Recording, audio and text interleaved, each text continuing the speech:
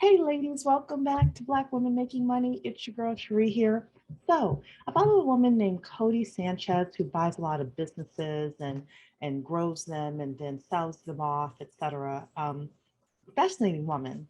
And she did the short. I really like it. So I want to share it with you now. And then we're going to come back and chat a little bit about what she said. If I had $0 to my name, here's what I'd do. One, I'd sit down with an Excel spreadsheet, write in every name I can think of in my phone who runs a company or leads a team. I'd start reaching out to them and I'd ask them what problems they need to solve. I'd listen, and when I heard one that I thought I could solve, like we need more sales, more cold callers, more people to write content, I'd ask them if they'd hire me to solve that problem. Then three, I'd keep doing that until the problems and the pay got bigger, until I had enough money to let someone else call me to solve my problems. Moral of the story, you don't invest your way to wealth, you work your way there. Then you let your wealth work for you. Hey, all right. So wasn't that great advice? Now, she said a couple of things that I really like and a couple of things that I disagree with, but I wanted to expound on this video with you. So the first thing she said was to go to Excel and write out the names of people that you know. Now, Codie is very well networked, but suppose you say, Cherie, I don't know anybody or I don't know enough people. What do I do? Well, I have a solution for you. Number one is go to Clubhouse and go into rooms and listen to the speakers. And my suggestion is you're going to have to get some courage and some bravery if you don't normally do this.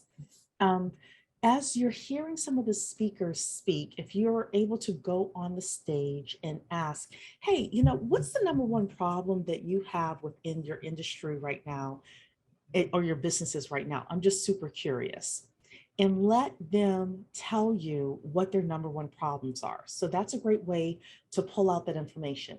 Now, I'm a super huge fan of going into rooms that have anywhere from 20 to 60 people. I don't like big rooms. I also like multicultural business conversations.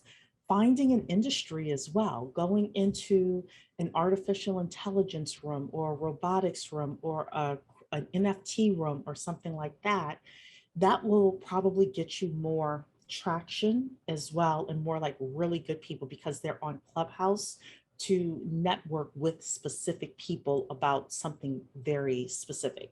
Ladies, do you own a small business? Want to get grants for business loans, credit cards, or other types of funding? Then click my link in the description to get all the information. So that's number one. Number two, you could also do something similar on LinkedIn. Every day you could go on LinkedIn and contact three people that you think would be interesting to work with and say, hey, I saw your profile, I came across your profile, and I think that you're a super interesting person. You know, I'm looking to start this business and I'm just looking to solve any problem that you may have, no matter how small it is, and just see what people say. Out of 10 emails, you might get two that say, hey, yeah, I do actually have a problem that you may be able to help with. Or they may say, well, what do you do really well? And that's where it's important to have your skill sets figured out.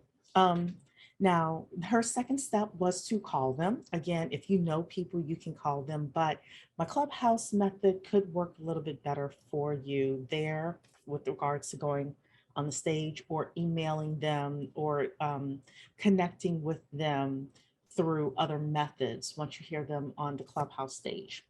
Number three, then you get so big that others will call to solve your problems. This is where I disagree with her because a lot of times other people are not calling to solve your problems. They just aren't, as long as I've been in business. So my suggestion with that step is to get so big that other people can then come in and do the work to solve those problems, solve the original problems um, that you were doing yourself. So, that's just a thought right there. Or as you discover you have bigger and bigger problems, you're probably going to have to go out and reach out to people in order to get those problems solved. And then four, she said that you don't invest your way to wealth, you work your way to wealth. Not true. Not true. You work your way to a high income and then you take that income and you invest it. That is true wealth. So I think it was a semantics thing. Codie is very smart. So she probably did that video quite fast. Again, it had to be a short, but that is, I disagree with that. But I do think, and we've been talking about this, ladies, you need to get to 200,000 net profit take home pay coming to you. That puts you at the top 5% of earners in the United States. That is going to give you the breathing room and the flexibility to take care of your household, buy a home if you want to, invest, make sure your kids have the best education possible, all of those things. And you could do that through the methodology that Codie is giving you here. So that's the video for today. Let me know what you think. Would you ever use this method? Have you ever used it? Put it in the chat. Let's have a conversation. Okay, ladies, bye.